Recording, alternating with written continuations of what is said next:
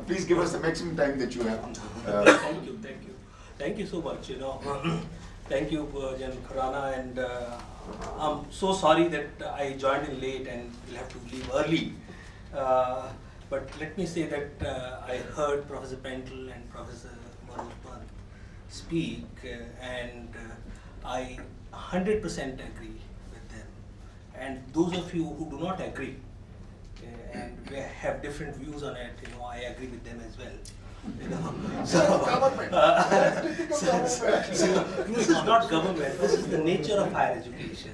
Actually, I have been in this sector from 1998 onwards. Before I proceed, I don't have to catch a flight. I'm not going abroad. So I'm going to Sonipat. Oh, we will delay you. No. But that is even more important. Tomorrow we have a huge conference in a women's university and rural women's university on fostering social responsibility. And I have tied up with a few people. I'm not taking my car to go in a pooled car to Sonipat. And they will be there and they'll be waiting for me. So this is more important than missing the flight, So, okay. Having said this, so I think the nature of higher education is complex and we do not have clear answers. This complexity is largely because I think there is no unanimity about the purpose of higher education or even the quality of higher education is very ambiguously defined. And not really defined as such. So I think that is why they say that, all right, higher education is what you perceive higher education should be. And you cannot have a cookie cutter solution for that higher education institution should be like this and not like this. There have been, if you look at the history of higher education globally, there have been different models of higher learning.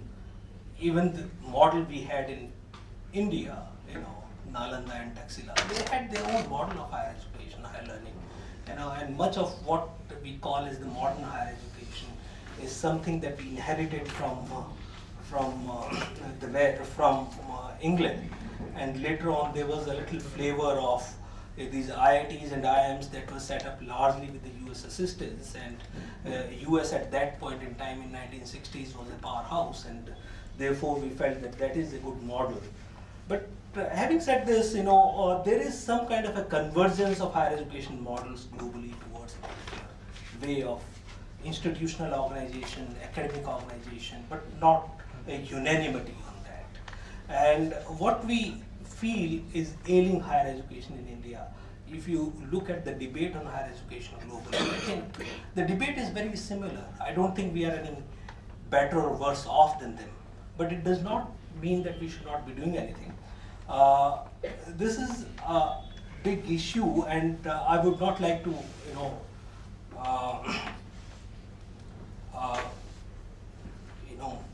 pontificate on what we are doing and what we are not doing, because very soon you will have a plan, the 12th five-year plan in your hands, and you figure out what we are trying to do there, and the time is also short. But let me come basically to this issue of industry, academia, challenges, bridging the gap.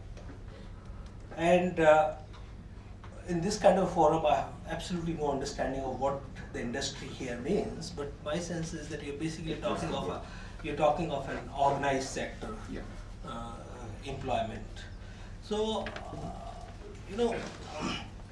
in India, organized sector employment in industry or even the governmental sector altogether is around 8–9%, and rest of it is in the unorganized sector, the non-formal sector. And in this kind of a scenario, when somebody is going for higher education, they do expect a qualification that will give them employment in organized sector. And considering this, organized sector, which is 8–9% of total employment, around 25 million.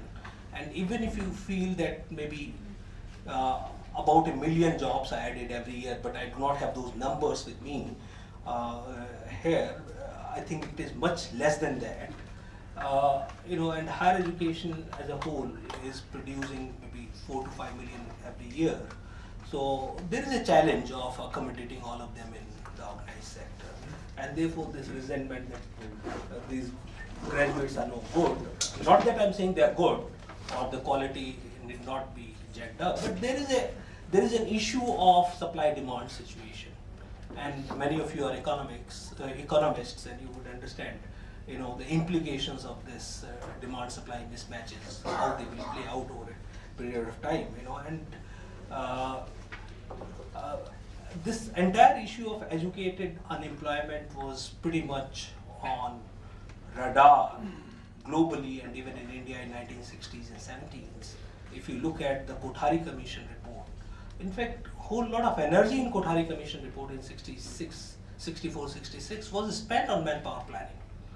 And if you look at history of higher education in India, 60s, 70s, a lot of people, even I'm sure there are colleagues of Professor Pant who worked on the issue of unemployment in India. Martin Carnoy from Stanford University, he did some very outstanding empirical work on unemployment of graduates in India. But then, over a period of time, with the IT sector and coming in and some opportunities for Indians available abroad, so whole thing got mixed up a little bit. And recently McKinsey Global Institute produced a report on the demographic trends, global labor market and higher education outputs in countries around the world.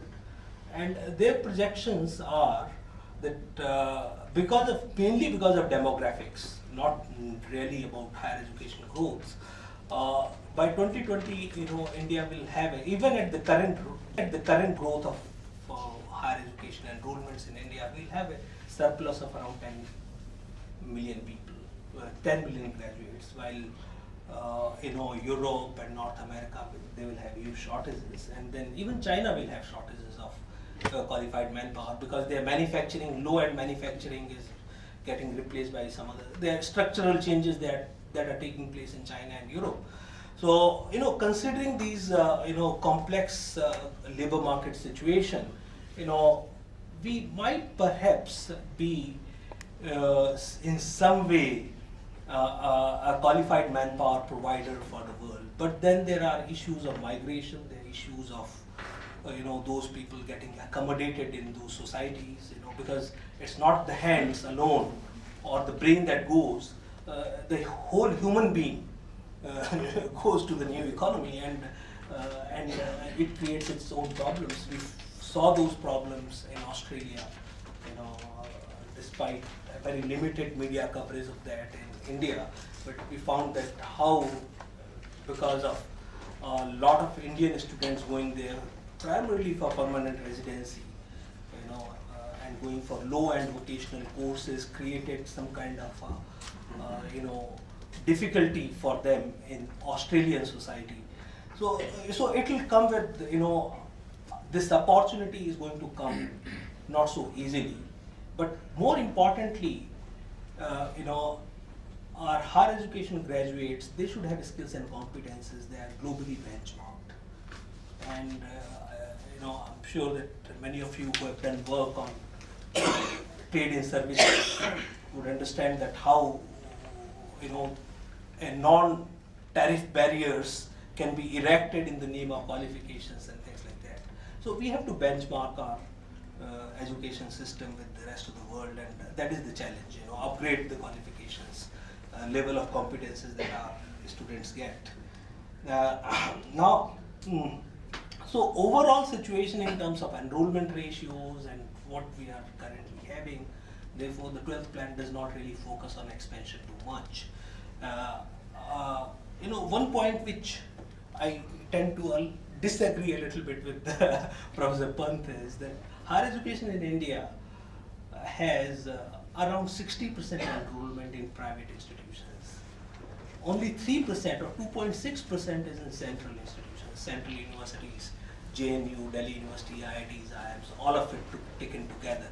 So, and rest around 37% is in the state sector, state universities and colleges.